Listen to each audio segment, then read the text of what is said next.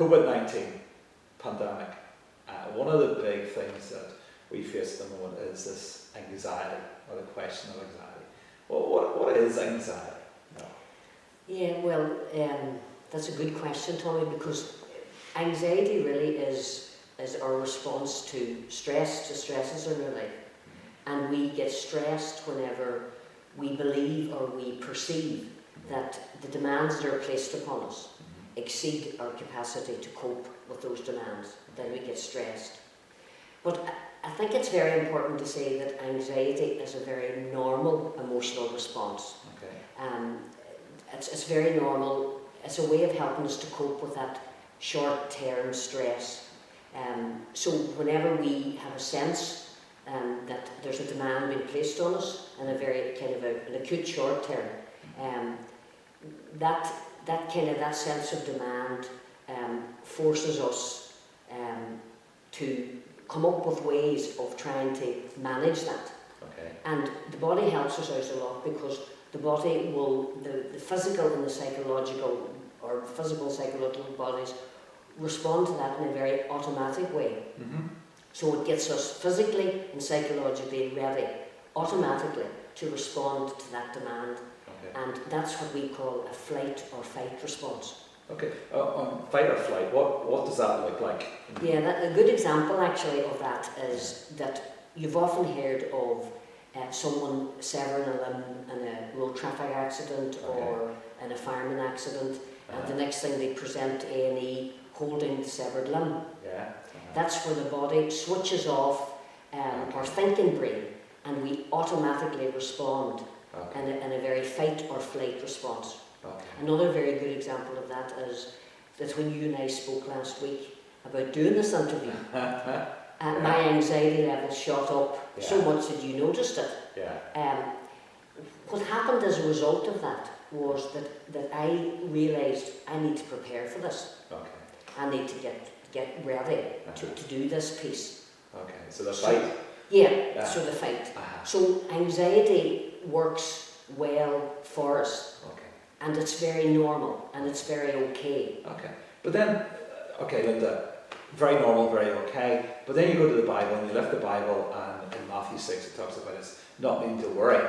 Don't worry and stuff like that. No, because we're anxious. Is that because bad Christians or weak Christians or what? No, how does that match in? How does that?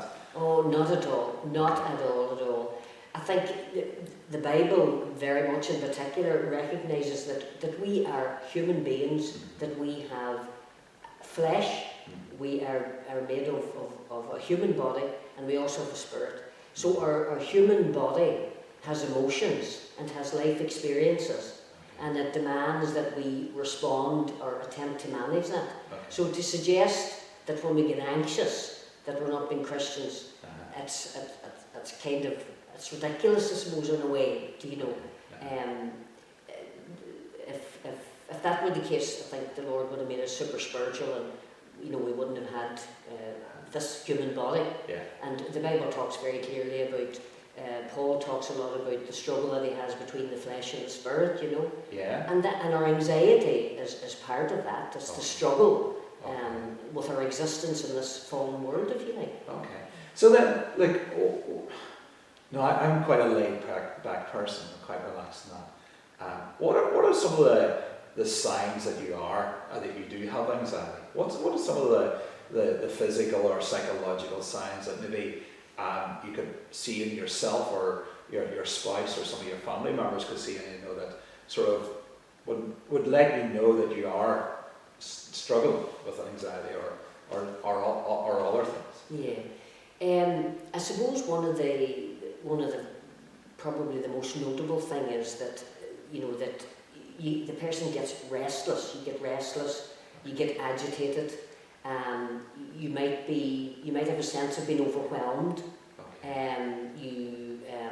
Your heartbeat increases, your pulse increases. You become sweaty. This is what we were saying earlier about the body automatically preparing for an automatic response.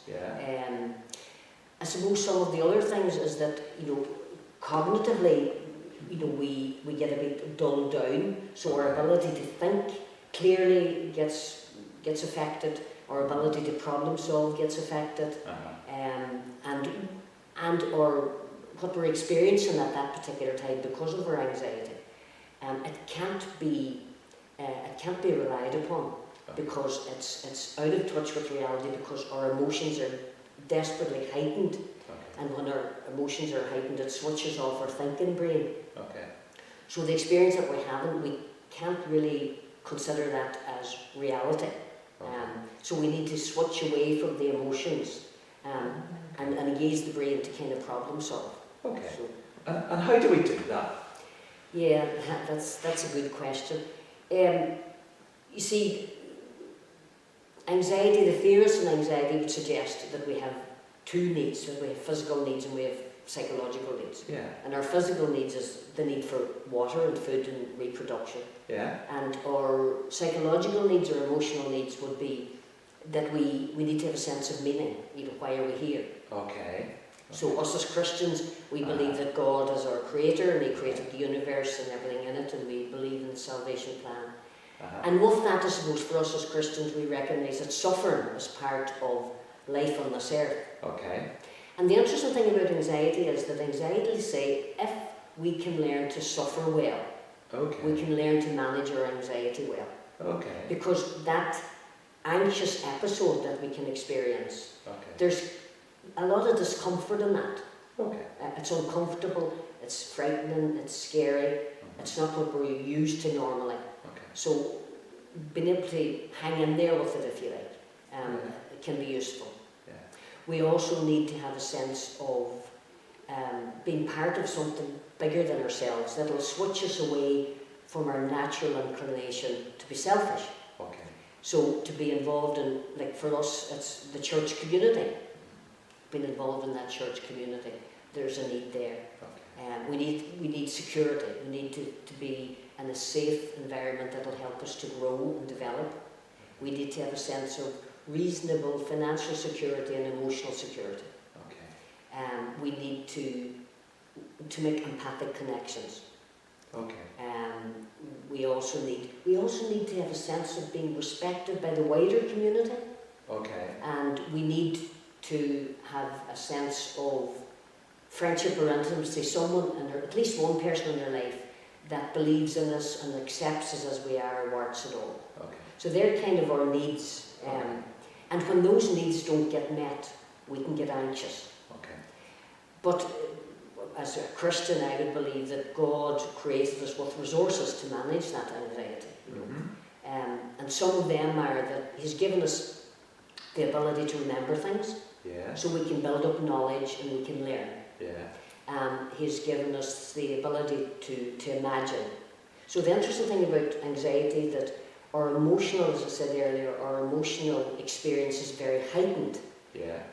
And because of being heightened, as I said, it kind of switches off that thinking brain, and it can't be kind of relied upon. So we have to move away from the emotions and help us to problem solve. We're able to make connections with people, we're able to empathise with people, and set up relationships with people, and that can help us. We have a conscious, rational brain, so we can observe, we can plan, and we can come up with solutions, if you like. We also have the ability to kind of step outside of ourselves and notice our own thoughts and emotions and behaviours, and out of that we can discover what works or what doesn't, or what hindered or what helped us. And the other very important thing, and I think it's very important in all mental health issues, is our ability to sleep. And it's very, very, very clearly, there's a very strong connection between our ability to sleep and our ability to manage anxiety or our stressors. And if we have good, healthy sleep patterns, that we can really, really manage stressors and anxiety in our lives. And if you look at sleep in a wee bit more detail, we have this, what we call slow wave sleep. And that's where the brain actually gets rid of all the debris that we gather during the day, and it kind of repairs our immune system. And then it goes into this, what we call this deep sleep or REM sleep. Okay. And the body literally goes into paralysis when that happens. Okay. And at that point, the body processes all of the emotional experiences that we've had throughout the day. Okay. Both the ones that we experience and the ones that we suppress as well. Okay. So therefore, if we have been under a lot of stress throughout the day, then the body, we leave the dream machine too much work to do. Okay. So we wake up in the morning feeling exhausted. Okay. Because the dream sleep hasn't had the ability to process the extended amount of stuff that we've experienced throughout the day.